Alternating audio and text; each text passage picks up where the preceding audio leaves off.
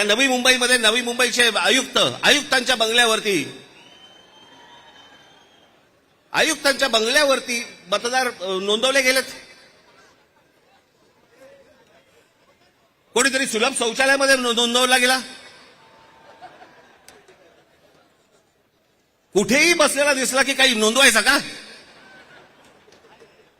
ही अत्यंत लाजिरवाणी गोष्ट मला असं वाटतं ही देशभर सुरू आहे, प्रत्येक ठिकाणी सुरू आहे, प्रत्येक मतदारापर्यंत समजले.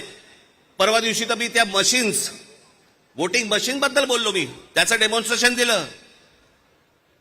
मी हे गेले 2017 पासून ओरडून सांगतोय की ह्याच्यामध्ये गडबड आहे, ह्याच्यामध्ये गोंधळ आहे.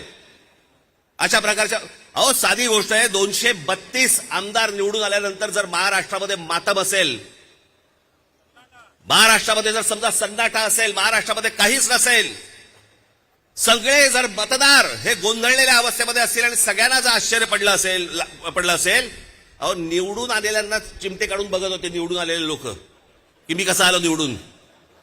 पण निवडून आलेल्याची सोय अगोदरच झाली होती, त्याच्यामुळे त्याला माहिती नव्हतं की मी निवडून येणार. हे सगळे कारस्थानं, या सगळ्या गोष्टी ह्या सगळ्या निवडणूक आयोगाच्या मार्फत सगळ्या सुरू आहेत.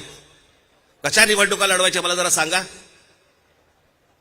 भाई, जो मतदार उन्हातारामध्ये रांगेमध्ये उभा राहतो त्याच्या मतांचा अपमान नाही का?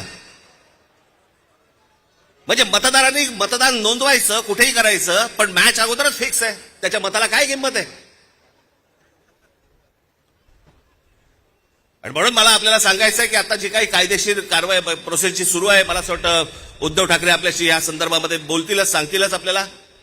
ते सगळ्या गोष्टी सुरू असतील. पण एक गोष्ट आपल्याला सांगतो, जेव्हा कधी निवडणुका होतील, जाता आता फक्त आपल्याला एकच सांगेन, जेव्हा कधी निवडणुका होतील, एक तर पहिल्यांदा तुम्ही घराघरामध्ये जा, सर्वजण याद्यांवरती सगळ्यात जोरात काम करावं.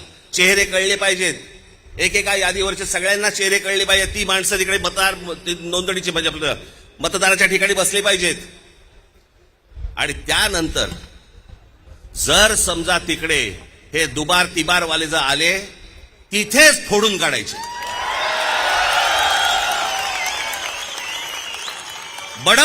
बडवायचे आणि मग पोलिसांच्या हातात द्यायचे. त्याशिवाय हे वटणीवरती येणार नाही. त्याशिवाय हा महाराष्ट्रामधला जो चाललेला कारभार आहे हा वटणीवरती येणार नाही.